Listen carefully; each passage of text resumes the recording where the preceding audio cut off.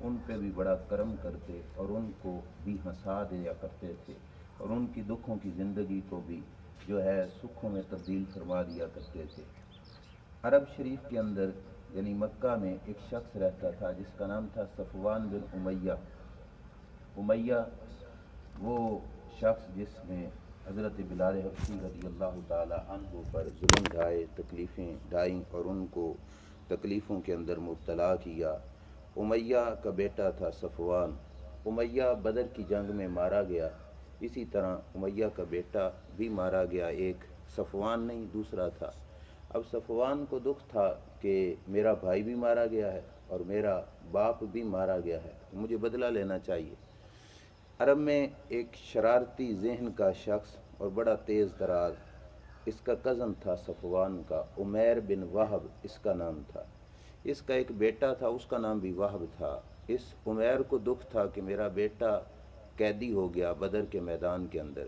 مطلب اب یہ دونوں اپنے لحاظ سے اس معاملے میں دکھی تھے کہ اس کا بیٹا جنگ کے میدان کے اندر قیدی ہو گیا اور صفوان کا باپ اور بھائی قتل ہو گیا۔ حرم شریف میں جہاں پہ حتیم کعبہ ہے، کعبہ شریف کے آس پاس، یہاں پہ صفوان بیٹھا تھا اور اندر میں بڑی اس کی آگ لگی تھی کہ میں نے محمد مصطفیٰ صلی اللہ علیہ وسلم سے بدلہ لینا ہے کہ جو میرے باپ کو مارا گیا، میرے بھائی کو مارا گیا۔ عمیر اوپر سے گیا تو عمیر اس معاملے میں کافی تیز تراز تھا، تو صفوان نے موقع غنیمت جانتے ہوئے سے کہا کہ یار میرے اندر آگ لگی ہے اور میں بدلہ لینا چاہتا ہوں، کوئی نہ کوئی طریقہ ہو۔ تو عمیر نے کہا کہ دل میرے میں بھی بڑا غصہ ہے لیکن میں کیا کروں، غریب ہوں، گھر کا سرکٹ نہیں چلتا، ورنہ میں جا کر خود بدلہ لیتا اور محمد مصطفیٰ صلی اللہ علیہ وسلم کو معاذ اللہ شہید کر دیتا۔ میرے گھر کا معاملہ خرچ ہے، میرے سر پہ قرض ہیں، اس وجہ سے میں نہیں جا سکتا۔ صفوان نے کہا کہ ٹھیک ہے، وہ مالدار شخص تھا، اس نے کہا تیرے گھر کا خرچہ، تیرے قرضے، تیرے معاملات سارے میرے ذمے، تو جا اس کام کو نپٹا کے آ۔ اس نے کہا چلو ٹھیک ہے۔ صفوان نے گھر جا کے اچھی طرح تلوار تیز کی، اس کو زہر آلود کیا، اس کو تلوار کو عمیر کے سپرد کیا اور کہا کہ اب تم جاؤ مدینہ میں، لیکن کہا کہ جو تیرا میرا درمیان بات ہوئی اس کا پتہ کسی تیسرے بندے کو نہیں ہونا چاہیے، رازداری سے جاؤ، اور اچانک مکہ والوں کو جب ہم یہ خبر سنائیں گے کہ ہم نے اللہ کے نبی صلی اللہ علیہ وسلم کو شہید کیا تو لوگ بڑے خوش ہوں گے کہ ہم نے بدر والا قرضہ واپس لے لیا ہے۔ عمیر یہاں سے چل پڑا بڑی رازداری کے ساتھ، مدینہ شریف میں پہنچا۔ عمیر نے یہ بھی کہا کہ میرا مدینہ جانے پہ شک بھی کسی کو نہیں ہوگا، میں کہوں گا بیٹے کی ملاقات کے لیے جا رہا ہوں، وہ جنگی قیدی ہے۔ یہ یہاں سے چل پڑا۔ ادھر مسجد شریف میں امام الانبیاء صلی اللہ علیہ وسلم تشریف فرما تھے۔ صفوان بڑا خوش، مکہ میں جو بھی ملتا اسے کہتا میں ان قریب تمہیں ایک بہت بڑی خوشخبری سناؤں گا، بہت بڑی خوشخبری سناؤں گا، لوگوں سے یہی کہتا۔ لوگ کہتے کیا، تو اسے کہہ دیتا کہ وقت آنے پہ میں تمہیں بتا دوں گا، وقت آئے گا تو میں تمہیں بڑی خوشخبری سناؤں گا۔ عمیر چلا گیا مدینہ شریف میں، حضور بیٹھے تھے، صحابہ بیٹھے تھے، حضرت عمر رضی اللہ تعالی عنہ قریب بیٹھے تھے حضور کے۔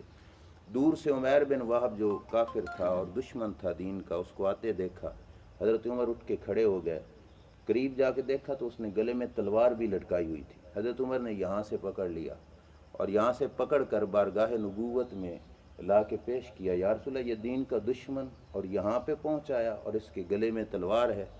اللہ کے نبی صلی اللہ علیہ وسلم نے فرمایا عمر اس کو چھوڑ دو۔ اب اس موقع پر بھی دشمن کو چھوڑنا کوئی آسان کام نہیں ہوتا۔ حضرت عمر نے چھوڑ دیا، حضور کا حکم تھا۔ فرمایا عمیر سچ بتاؤ کس ارادے سے آئے ہو؟ انہوں نے کہا کوئی اور مقصد نہیں تھا، صرف یہ تھا کہ میں بیٹے کی ملاقات کے لیے آیا ہوں، بیٹا میرا جنگی قیدی ہے۔ سرکار نے فرمایا نہ عمیر سچی بات بتاؤ کس مقصد کے لیے آئے ہو؟ اس نے دوبارہ بھی یہی کہا۔ حضور نے فرمایا یہ پھر تو نے گلے میں تلوار کیوں لٹکائی ہوئی تھی؟ اس نے کہا ویسے عرب والوں کا طریقہ ہے اسلحہ ساتھ لے کے چلتے ہیں، تو میں اس غرض پر یہ تلوار ساتھ لے کے آیا۔ امام الانبیاء صلی اللہ تعالیٰ علیہ وآلہ وسلم نے ارشاد فرمایا عمیر جھوٹ مت بولو، حتیم کعبہ میں بیٹھ کر صفوان اور تیری جو باتیں ہوئی تھیں، صفوان نے تیرے گھر کا خرچہ کس شرط پہ اٹھایا تھا؟ کس بات پر صفوان نے کہا تھا میں تیرے قرضے اتار دوں گا؟ یہ بھی تو بتاؤ نا۔ اب عمیر کی آنکھ کھلی کہ حتیم کعبہ میں یا صفوان تھا یا میں تھا، تیسرا بندہ کوئی نہیں تھا، اور ہم نے اس بات کو راز میں رکھا تھا، کسی کو پتہ ہی نہیں تھا۔ اب یہ وہ محبوب صلی اللہ علیہ وسلم جن کی تسکین سے روتے ہوئے ہنسے، اس محبوب صلی اللہ علیہ وسلم کا فقط اتنا انداز کہ سرکار نے جب یہ کہا اور بڑی جو ہے خوش دلی سے اس کو پاس بٹھایا ہوا تھا عمیر بن وہب کو، اب عمیر کو پتہ چلا کہ یہ اتنے دور سے جو ہمارے حالات کی خبر رکھتے ہیں یہ اللہ کے سچے نبی ہی ہو سکتے ہیں۔ حضرت عمر رضی اللہ تعالیٰ عنہ کے سامنے عمیر بن وہب نے ہاتھ بڑھایا اور حضور علیہ الصلوۃ والسلام کے ہاتھ پہ ہاتھ رکھ کے اشہد انک رسول اللہ کا نعرہ لگایا، اور یہ خبر پھیل گئی پورے مکہ میں بھی مدینہ میں بھی کہ عمیر نے اللہ کے رسول صلی اللہ علیہ وسلم کا کلمہ پڑھ لیا تھا۔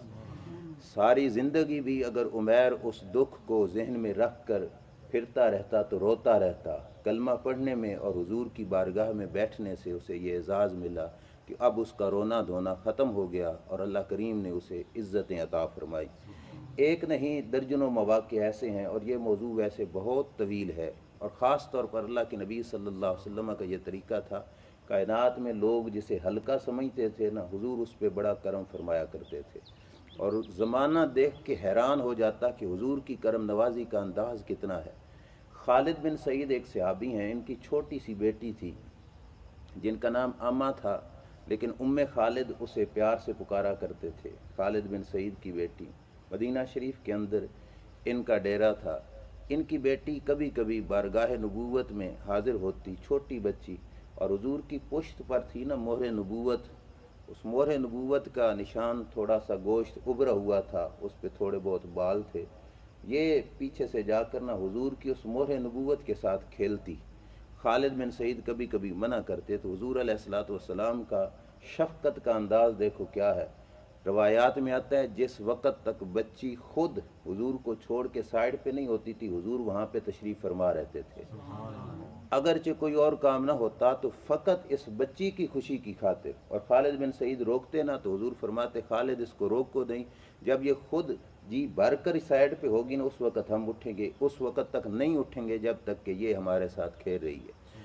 حضرت خالد یہ صحابیہ ہیں، اللہ کے نبی صلی اللہ تعالیٰ علیہ وآلہ وسلم کی بارگاہ میں جو روایت میں نے عرض کرنی تھی وہ یہ ہے کہ کہیں سے کپڑے آئے، لوگ ہدیہ بھیجتے کہ صحابہ میں تقسیم کر دو، حالات کافی ڈاؤن تھے۔ یہ ان دنوں کی بات ہے جن دنوں میں صحابہ ایک ایک چادر میں نمازیں پڑھتے تھے۔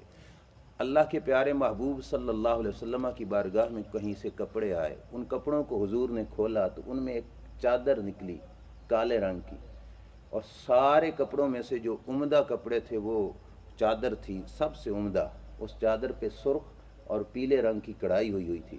سرکار نے یوں چادر کو کھولا اور کھول کے صحابہ اکرام علیہ رضوان کی طرف دیکھا اور دیکھ کے فرمایا من ترون نکسوہا ھذہ الخمیسہ، فرمایا صحابہ تمہارا کیا خیال ہے، یہ چادر میں کس کو دوں گا، میں یہ چادر کس کو دوں گا، تمہارا کیا خیال ہے؟ اب صحابہ نے ادب کے دائرے میں رہتے ہوئے مناسب یہی سمجھا کہ ہم نہ بولیں، ہم حضور پہ ہی بات کو چھوڑ دیتے ہیں۔ عرض کیا یا رسول اللہ صلی اللہ علیہ وسلم، آپ بہتر جانتے ہیں، مسجد میں بیٹھے محبوب صلی اللہ علیہ وسلم کا کرم دیکھو کیا ہے، اگرچہ پاس اپنے بچے بھی بیٹھے ہوں گے، اپنے خاندان کے بچے بھی بیٹھے ہوں گے، لیکن سرکار نے فرمایا صحابہ ایتونی بام خالد، فرمایا گھر سے خالد کو بلا کے لے آؤ۔ حضور کے صحابی دوڑ کے گئے، آپ کے باپ خالد کو کہا کہ تمہاری بچی کو حضور بلاتے ہیں۔ اتنی چھوٹی تھی کہ خالد بن سعید ہاتھوں پہ اٹھا کر حضور کی بارگاہ میں لے کے آئے۔ جب اللہ کے نبی صلی اللہ علیہ وسلم کی بارگاہ میں حاضر ہوئے تو فَأَلْبَسَنِيهَا بِيَدِهِ، خالد فرماتی ہیں حضور نے اپنے ہاتھ سے وہ چادر مجھے عطا فرمائی، اور عطا فرمانے کے بعد یہ بھی بڑا کرم تھا اپنے معاشرے کی اس بچی کے ساتھ، اور ساری زندگی حضور کے اس عمل کو یاد کر کے یہ زمانے میں فخر کیا کرتی تھی۔ لیکن حضور نے اگلا کرم یہ کیا، پہنا کر کہا ابلی و اخلقی، ابلی و اخلقی، 2 مرتبہ کہا۔ ہماری پنجابی میں کہتے ہیں نا کسی کو اچھا کپڑا دے کر کہتے ہیں اللہ تین ہڈان دی توفیق دے وے۔ ابلی و اخلقی عربی زبان میں یہی ہے کہ تو اس چادر کو ہڈا، لمبی عمر اللہ تجھے عطا فرمائے اور تو اس چادر کو پرانا کرے، مطلب یہ کہ لمبی زندگی پا کر اس چادر کو استعمال کرے۔ اور پھر اللہ کریم جل شانہ نے حضرت خالد کو یہ دعا قبولیت کے شرف کے ساتھ نصیب فرمائی۔ صحابیات عورتیں جتنی بھی گزریں ان سب میں سے سب سے آخر پہ وفات حضرت ام خالد کی ہوئی تھی۔ حضور کی اس طرح دعا ان کے حق میں قبول ہوئی تھی، اور یہ روایت بخاری شریف کی ہے، اور نبی اکرم صلی اللہ علیہ وسلم پہنا کر یہ کہا کرتے تھے، یا ام خالد ھذا ثنا ھذا ثنا، بار بار کہتے ام خالد کو پکار کر، ام خالد بڑی سونی لگدی پئی، تمہیں بڑی اچھی لگ رہی ہے، یہ بار بار حضور نے کہا۔ اور محدثین نے یہاں پہ لکھا کہ ام خالد کے لیے یہ زندگی بھر کا اعزاز بن گیا، اور ان کی خوشی اور فخر کا باعث بن گیا کہ اللہ کے نبی نے اپنے ہاتھوں سے یہ چادر ان کو عطا فرمائی۔ تو ساری زندگی حضور علیہ الصلوۃ والسلام کی اس طرح کے کردار سے بھری پڑی ہے کہ اللہ کے پیارے محبوب صلی اللہ علیہ وسلم نے اپنے امتیوں کے ساتھ اس قدر پیار والا انداز اختیار فرمایا۔ حضور کے چچا زاد بھائی حضرت جعفر بن ابی طالب اور مولا علی کے سکے بھائی ہیں جعفر بن ابی طالب رضی اللہ تعالیٰ عنہ، جنگ موتا کے اندر یہ شہید ہوئے تھے۔ اس جنگ کے حوالات کے حوالے سے مسند احمد اور ابو داؤد شریف کی روایت ہے، نبی اکرم صلی اللہ علیہ وسلم اس جنگ میں خود شریک نہیں ہوئے تھے، جو جرنیل بھیجے تھے ان کے بارے میں پہلے اشارتاً بتا دیا تھا کہ یہ تینوں شہید ہو جائیں گے۔ زید بن حارثہ بھی تھے، اور حضرت جو ہے عبداللہ بن رواحہ تھے، اور تیسرے حضرت جعفر تھے۔ یہ حضرت جعفر اس جنگ میں شہید ہو گئے۔ اللہ نے حضور کو اطلاع بخش دی مدینہ میں کہ تمہارے بھیجے ہوئے جرنیل وہاں پہ شہید ہو گیا۔ جس وقت حضرت جعفر شہید ہوئے تھے ان کے 2 بیٹے تھے، 8 اور 10 سال ان کی عمریں تھیں۔ میرے آقا صلی اللہ تعالیٰ علیہ وآلہ وسلم نے بھیجا بندہ کہ جاؤ ان دونوں بچوں کو بھی بلا کے لاؤ اور جعفر کی بیوی کو بھی بلا کے لاؤ۔ اس وقت ان کی بیوی حضرت اسماء بنت امیس رضی اللہ تعالیٰ عنہ تھی، وہ بچوں کو اٹھا کے بارگاہ نبوت میں آئیں۔ اب حدیث میں لفظ ہیں حضور نے بچوں کو ہاتھوں پہ اٹھا کے ان کے چہرے کو چومتے بھی تھے، اور اپنی ناک مبارک ان بچوں کے رخسار پر یوں ملا کرتے پیار کے ساتھ، ان کو خوشی کے ساتھ یوں پیار دیتے، لیکن آنکھوں سے آنسو برس پڑے اس پیار کے دوران حضور علیہ الصلوۃ والسلام کے۔ اسماء بنت امیس معاملے کو سمجھ گئیں، اور انہوں نے حضور سے پوچھا، یا رسول اللہ صلی اللہ علیہ وسلم سناؤ جعفر کی کوئی خبر آئی ہے؟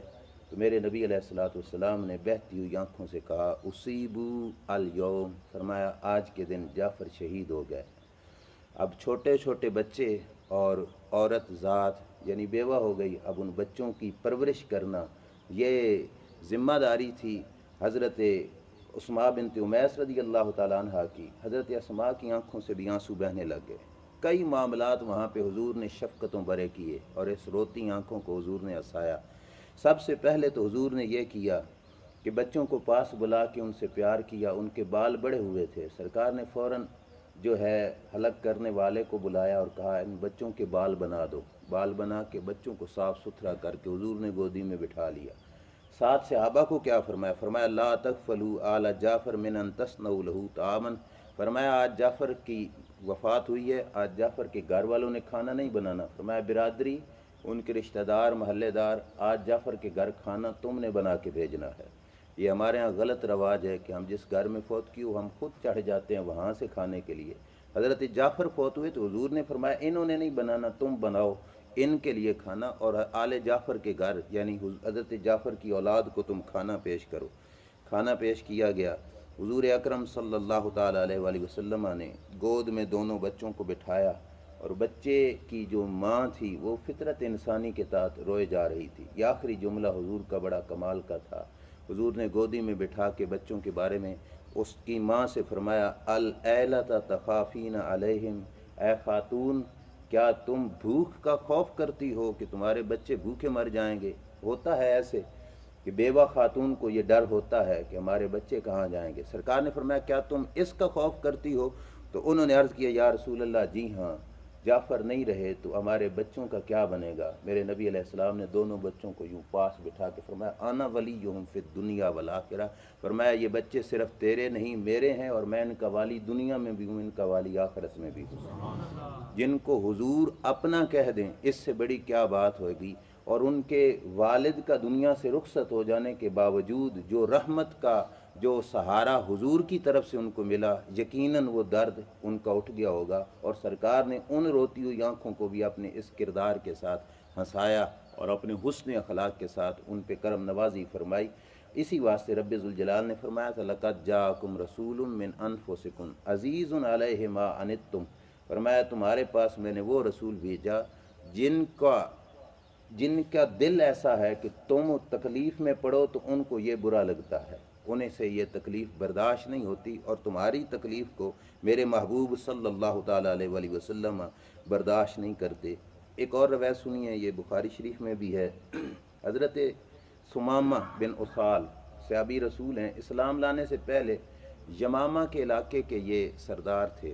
یمامہ آج کل ریاض اور جدہ کے درمیان جو وہاں پہ اس قریب علاقے میں جو ہے یمامہ کا علاقہ پایا جاتا ہے، اس علاقے کے یہ رہنے والے تھے، اپنے قبیلے کے سردار تھے، یعنی چودھری تھے، اور ان کو حضور سے بڑی دشمنی تھی۔ اللہ کے محبوب صلی اللہ علیہ وسلم نے ایک دفعہ ان کو کہا تھا ثمامہ دھیان رکھنا تو میرے ہتھے چڑھ جائے گا ایک دن۔ ہوا یوں کہ ثمامہ گھر سے نکلے عمرہ کرنے کے لیے، رب کا کرنا دیکھو راستہ بھول گئے، راستہ بھول کے چلتے چلتے مدینہ شریف کی سرحد کے پاس کہیں پھر رہے تھے تو حضور کے جو چوکیدار تھے، مدینہ شریف کی سرحدوں کے پہرے دار تھے، انہوں نے پکڑ لیا۔ اب یہ ہٹا کٹا جوان، لمبا قد، بھرا ہوا سینہ، لمبی گردن، چہرہ ٹھیک ٹھاک پہلوانوں کی طرح، صحابہ پکڑ کر حضور کی بارگاہ میں لائے۔ میرے آقا صلی اللہ علیہ وسلم نے دیکھ کر ثمامہ بن اسال کو فرمایا ثمامہ میں نے کہا تھا ایک دن تو میرے قبضے میں آ جائے گا، آج میرے پاس تم آ گئے ہو۔ اب اس کو اکڑ تھی اپنے سرداری کی، اس نے حضور علیہ السلام سے جواب کیا دیا، کتنی رکھی زبان میں سننا۔ انہوں نے کہا ان تقتل زادم، کہ اگر میں تمہارے ہتھے چڑھ بھی گیا تم مجھے قتل کرو گے نا تو مجھ سے اس قتل کا بدلہ ضرور لیا جائے گا، یعنی میرا قتل تمہیں بھگتنا پڑے گا، حضور سے یہ کہا۔ اور دوسرے نمبر پہ یہ کہا وین تونم علی شاکر، اگر مجھے معاف کر دو گے تو میں شکر گزاری کروں گا، میں خاندانی بندہ ہوں، تمہارے اس احسان کو بھولوں گا نہیں۔ اور تیسرے نمبر پر اس نے کہا کہ مجھے قید کر کے مجھ سے کوئی مال لینا چاہتے ہو تو میں تمہیں مال بھجوا دوں گا، تمہاری جو مرضی آئے وہ کر لینا۔ یعنی یہ تینوں جملے اس کی اکڑ پر مشتمل تھے۔ حضور نے ایک دن بھی سنے، سرکار نے اس کو اگنور کر دیا، دوسرے دن گزرے تو پھر کہا، تو اس نے یہی تین باتیں کہیں کہ مجھے مارو گے تو بدلہ تو تمہیں چکانا پڑے گا قیدی ہونے کے باوجود۔ تیسرا دن آیا تو اس نے پھر یہی کہا کہ مارو گے تو بدلہ دینا پڑے گا، چھوڑو تو میں تمہیں جو ہے شکر گزار بھی بنوں گا اور تمہیں مال بھی بھیجوں گا، انعام بھی کروں گا، تم جو مرضی آئے میرے ساتھ کر لو۔ لیکن زمانے نے دیکھا کہ جان کا دشمن ہتھے چڑھ گیا تھا، لیکن میرے نبی علیہ السلام نے کیا کرم نوازی کی، صحابہ کو بلایا، فرمایا صحابہ ثمامہ کی رسیاں کھول دو، قیدی کی فرمایا اس کی رسیاں کھول دو، کھول کے فرمایا ثمامہ جہاں مرضی ہے جاؤ، راستے کھلے چھوڑ دیے۔ حیران ہو گیا ثمامہ کہ میرے ساتھ انہوں نے کیا کیا۔ ثمامہ جب باہر نکلا تو اس کے دل میں آیا اپنی جان کے دشمن کے ساتھ بھلا کوئی اتنا بھی کرم کرتا ہے، اور انہوں نے مجھ پہ اتنا کرم کیا ہے تو اب میں ان کو چھوڑ کے جاؤں یہ بھی ٹھیک نہیں۔ مدینہ شریف کے قریب ایک باغ تھا، باغ میں کنواں تھا، اس کنویں پہ جا کے غسل کیا، غسل کر کے دوسرا لباس پہنا، پھر حضور کی مسجد میں آ گئے۔ سرکار نماز پڑھا کے بیٹھے تھے، سرکار نے فرمایا ثمامہ ہم نے تو تمہیں چھوڑ دیا تھا پھر آ گئے۔ انہوں نے بڑا پیارا جواب دیا، انہوں نے کہا صرف رسیاں چھوڑی تھی، میرے دل کو یہاں پہ رکھ لیا تھا، میں اپنا دل یہاں پہ چھوڑ کے گیا ہوں، محبت اس دل میں پیدا ہو گئی ہے، اب میں آپ کو چھوڑ کے نہیں جا سکتا، میں آپ کی غلامی میں آنا اپنے لیے پسند کرتا ہوں، مجھے اپنا غلام بنا لیجئے۔ ثمامہ بن اسال کو حضور نے بیعت کیا، اور بیعت کرنے کے بعد انہوں نے کہا میں تو عمرے پہ جا رہا تھا، مجھے اب اسلام کے مطابق عمرے کا طریقہ بتائیے۔ حضور نے بتایا، یہ عمرہ کرنے کے لیے گئے تو مکہ کے کافر ان سے ملے تو کچھ انہوں نے یہ کہا کہ ثمامہ تو عمرہ اسلامی طریقے کے مطابق، یعنی اسلام والوں کو وہ بے دین کہتے تھے، ان کے طریقے کے مطابق کر رہا ہے۔ تو حضرت ثمامہ بن اسال نے کہا کہ میرے دین کو بے دینی نہ کہو، ورنہ میں تمہیں سزا یہ دوں گا کہ تمہارے مکہ میں جتنا غلہ اور اناج آتا ہے وہ میرے علاقے سے آتا ہے، اور میں وہ اناج تمہیں اس وقت تک نہیں بھیجوں گا جب تک کہ اللہ کے رسول مجھے اجازت نہیں عطا فرمائیں گے۔ اور وہاں سے پلٹے تو حضرت ثمامہ بن اسال نے حضور سے کہا تھا کہ جب میں آپ کے پاس باندھ کے لایا گیا تھا تو میرے دل میں سب سے زیادہ نفرت آپ کی تھی، اور آج اللہ نے سب سے زیادہ محبت آپ کی عطا فرمائی ہے۔ تو یہ انداز حضور علیہ الصلوۃ والسلام کا ہماری زندگی کو بدلنے کے لیے ہے کہ ہم اپنی چھوٹی چھوٹی بات کے بڑے بڑے بدلے لیتے ہیں، لیکن اللہ کے رسول صلی اللہ علیہ وسلم کی کرم نوازی یہ اور اپنے دکھ جو ہے دکھی امتوں کے دکھ حضور نے اس طرح بانٹے۔ آخری روایت اور میں بات کو ختم کرتا ہوں، مسند احمد کی روایت ہے اور اس پہ تھوڑا غور کرنا۔ حضور کے ایک صحابی ہیں انصاری جلیبیب رضی اللہ تعالیٰ عنہ، ان کی مشہور بات تو آپ نے سنی ہوگی، میں اس سے تھوڑی آگے چند چیزیں آپ کے سامنے رکھوں گا۔ حضرت جلیبیب حضور کی بارگاہ میں بیٹھتے، نوجوان تھے، سرکار نے ان سے بار بار کہا الا تتزوجوا، جلیبیب شادی کیوں نہیں کرتے؟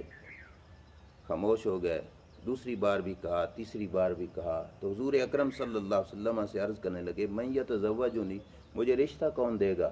میرے پاس مال بھی نہیں، نہ میرے پاس ظاہری حسن، نہ میرا کوئی خاندان اور نسب، مجھے رشتہ کون دے گا؟ اب جو بار بار پوچھ رہے تھے ان کے پاس کچھ تھا تبھی تو پوچھ رہے تھے۔ جب انہوں نے کہا کہ مجھے کون رشتہ دے گا، حضور نے فرمایا جلیبیب تیری شادی میں کروں گا۔ اب دیکھو یہ بھی کتنی کرم نوازی۔ عرض کیا یا رسول اللہ صلی اللہ علیہ وسلم وہ کیسے؟ فرمایا جاؤ فلاں انصاری کے گھر میں ان کی بچی جوان ہے، ان سے جا کے ملو اور ان سے کہو کہ اللہ کے رسول صلی اللہ علیہ وسلم تمہاری بچی کا رشتہ طلب فرماتے ہیں۔ جلیبیب چلے گئے رضی اللہ عنہ، ان کے دروازے پہ دستک دی، بچی کا باپ آیا تو کہا اللہ کے رسول صلی اللہ علیہ وسلم تمہاری بچی کا رشتہ طلب کرتے ہیں۔ بڑا خوش، انہوں نے کہا اس سے بڑی قسمت کیا ہے؟ لیکن ساتھ ہی جلیبیب نے کہا اپنے لیے نہیں مانگا، انہوں نے میرے لیے مانگا ہے۔ ان کی جو خوشی تھی ایک دفعہ خاموشی میں بدل گئی۔ انہوں نے کہا چلو میں اپنی بیوی کو بتاتا ہوں۔ اندر گئے تو بیوی سے کہا کہ اللہ کے رسول نے رشتہ مانگا۔ بیوی بھی بڑی خوش ہوئی، فوراً کہا کہ نہیں اپنے لیے نہیں، ان کے ایک خادم ہیں جلیبیب ان کے لیے۔ بیوی نے کہا ہے جلیبیب سے ہم بچی کا رشتہ کریں؟ ہم خاندانی لوگ ہیں، جلیبیب نہ ان کا کوئی حسن ہے، نہ ان کے پاس کوئی مال اور دولت ہے، نہ ان کی کوئی جائیداد ہے، اور نہ کوئی نسب والے اونچے نسب برادری کے ہیں، ہم ان سے کیسے رشتہ کریں؟ جب یہی باتیں ماں اور باپ کر رہے تھے تو وہ بچی جس کا رشتہ اللہ کے رسول نے مانگا تھا، اب مسند احمد اور ابن حبان میں ہے کہ اندر سے کھڑے ہو کر وہ اپنے ماں اور باپ کو کہنے لگی اتردون علی رسول اللہ صلی اللہ علیہ وسلم امرہ، کہنے لگے ابا اماں ہوش سے دھیان سے فیصلہ کرنا، اللہ کے رسول کا آرڈر آیا ہے، تم حضور کے آرڈر کو واپس کرو گے، رد کرو گے؟ خدا کی قسم ایسا تم نہیں کرو گے۔ اور آگے کیا کہا ادفعونی الی رسول اللہ صلی اللہ علیہ وسلم فانہ لن یضیعنی، کا ابا اور اماں سے کہا کہ مجھے حضور کے سپرد کر دو، حضور مجھے ضائع نہیں ہونے دیں گے، میرا بھلا ہی فرمائیں گے۔ اس جملے کو دل میں بٹھاؤ اور صحیح روایت میں موجود ہے، صرف اتنا نہیں سن کر اس پہ ایمان بھی رکھو کہ انہوں نے کہا کہ مجھے حضور کے سپرد کر دو، جو آرڈر حضور نے دیا حضور مجھے ضائع نہیں ہونے دیں گے۔ حضور کا کوئی حکم بھی کسی حوالے سے آ جائے تو مت سمجھنا کہ حضور اپنی امتی کا نقصان ہونے دیں گے، حضور کے ہر حکم میں اپنے امتی کا، حضور کی امتی کا فائدہ ہے۔ بچی نے یہ کہا ابا جان چلے جاؤ دیر ہو گئی، جلیبیب تو واپس چلے گئے ہوں گے، خود جاؤ حضور کی بارگاہ میں اور کہو کہ ہمیں یہ رشتہ منظور ہے۔ میرے آقا صلی اللہ علیہ وسلم کی بارگاہ میں گئے اور کہا یا رسول اللہ صلی اللہ علیہ وسلم ہمیں یہ رشتہ منظور ہے۔ حضور نے ان کی شادی کی، اور مزے کی بات یہ ہے کسی کی شادی ہو ان کے استاد جا کے دعا مانگیں، اس کا پیر جا کے دعا مانگے۔ جب اس جوڑے کی شادی ہوئی حضرت جلیبیب کی تو اللہ کے نبی نے دعا مانگی، اور دعا کے لفظ سننا کیا ہیں، بہت کمال کیا میرے نبی علیہ السلام نے کہا اللہم صب الخیر علیہما صبا ولا تجعل عیشہما قدًا، یا اللہ اس جوڑے پر اپنی رحمتیں برکتیں بھلائیاں انڈیل دے۔ صرف یہ نہیں کہا بھلائیاں اتار، کیا کہا انڈیل دے، یا اللہ بہا دے ان پہ اپنی بھلائیاں، اور کہا ولا تجعل عیشہما قدًا، یا اللہ ان کی زندگی کو کبھی تنگ نہ بنانا، ان کی کھلی زندگی بنا دے۔ اب حضور نے دعا کر دی، اللہ نے رحمتوں کے دروازے اس گھرانے پہ کھول دیے، اور پھر وہ وقت آیا خاوند زندہ ہو اور بیوی کرے راج، یہ تو عام گھرانوں میں بھی ہوتا رہتا ہے، اللہ نے اپنے نبی کی دعا بھی تو دکھانی تھی۔ پھر ہوا یوں کہ ایک جنگ میں جلیبیب گئے حضور کے ساتھ، یہ خاص بات جو میں عرض کرنا چاہتا تھا۔ سرکار دو عالم صلی اللہ علیہ وسلم جب صحابہ جنگ سے فارغ ہو گئے تو سرکار نے فرمایا اتف کے دون احدن، اور صحابہ کوئی بندہ گھٹتے نہیں، یہ پوچھا کوئی ایک بندہ کم تو نہیں؟ صحابہ نے دیکھ کر کہا نہیں یا رسول اللہ کوئی بھی کم نہیں۔ نبی علیہ الصلوۃ والسلام نے پھر فرمایا تو انہوں نے کہا کوئی بھی کام نہیں. سرکار نے فرمایا ولاکنی افقد جلیبیب، فرمایا مجھے جلیبیب نہیں نظر آ رہے لشکر میں. صحابہ نے دیکھ کے کہا یا رسول اللہ نہیں مل رہے. فرمایا جاؤ ڈھونڈو کہاں گئے. میدان جنگ سے جا کے ڈھونڈا تو ایک ایسا انداز میں جلیبیب پڑے تھے، 7 بندے ان کے سامنے قتل ہوئے تھے کافروں کے، اور ان کے پاس ساتھ ہی پہلو میں حضرت جلیبیب بھی شہید ہو چکے تھے. میرے آقا صلی اللہ علیہ وسلم نے دیکھا تو سرکار نے فرمایا پہلے جلیبیب نے ان 7 کو قتل کیا ہوگا، اور پھر اس لڑائی کے دوران جو زخم جلیبیب کو پہنچے ان زخموں کی تاب نہ لاتے ہوئے جلیبیب بھی شہید ہو گئے. مطلب یہ تھا کہ حضور نے بتایا کہ 7 بندے قتل کر کے جلیبیب نے اپنی جان اللہ کے سپرد کی ہے. بڑے جرت مند اور بہادر تھے. اللہ کے محبوب صلی اللہ علیہ وسلم پاس گئے. اب اس بات پہ غور کرنا، صحابہ اکرام علیہم الرضوان رضی اللہ تعالیٰ فرماتے ہیں کہ سرکار نے یہ اپنی ہاتھ کی جو بازو ہے، سرکار نے یہ بازو حضرت جلیبیب کے سر کے نیچے دے دیا اور کہا اس دن حضرت جلیبیب کے سر کے نیچے اور کوئی سرانہ نہیں تھا، صرف حضور کا بازو ہی تھا. اور سر کے نیچے بازو دے کر جو جملہ بولا وہ کیا تھا؟ فرمایا ہاذا منی وانا منہ، فقال سبعا. 7 دفعہ حضور نے جنگ کے میدان میں یہ بازو کے نیچے سر دے کر فرمایا جلیبیب مجھ سے ہے اور میں جلیبیب سے ہوں. یہ جملہ کوئی چھوٹا نہیں، یہ جملہ حضور نے امام حسن حسین سے کہا ہے. حسین منی وانا منہ، حسین مجھ سے ہے میں حسین سے ہوں. مولا علی سے کہا علی مجھ سے ہے میں علی سے ہوں. لیکن جلیبیب کی عظمت بھی کتنی کہ جلیبیب کے بارے میں حضور نے فرمایا جلیبیب مجھ سے ہے اور میں جلیبیب سے ہوں. یہ 7 دفعہ حضور نے کہا. اور صحابہ کہتے ہیں اس وقت تک حضور نے ہاتھ ان کے سر کے نیچے رکھا جب تک کہ حضرت جلیبیب کو دفن نہیں کر دیا گیا. پھر ہاتھوں سے حضور نے قبر میں اتارا. اب خامد فوت ہو گیا. اللہ نے اپنے نبی کی دعا بھی تو دکھانی تھی کہ ان کی زندگی تنگ نہ ہو. خامد کے فوت ہونے کے باوجود ان کی جو بیوی جس نے خود اس رشتے کو منظور کیا تھا، حدیث میں واضح لفظ ہیں، صحابہ کہتے ہیں ما کان فی الانصار ایم انفق منہ، ہم نے انصار قبیلے کی کسی بیوہ کو اس خاتون سے زیادہ مالدار نہیں دیکھا تھا.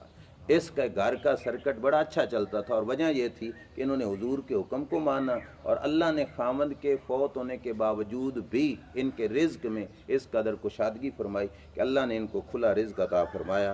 اللہ نے محبوب صلی اللہ علیہ وسلم کا پیار ہم سب کو نصیب فرمائے، اور اللہ حضور کی رحمت سے ہم سب کو مستفید ہونے کی توفیق عطا فرمائے. وآخر دعوایا ان الحمد للہ رب العالمین. علامہ صاحب 3 سوال ہے. پہلا سوال ہے کہ 5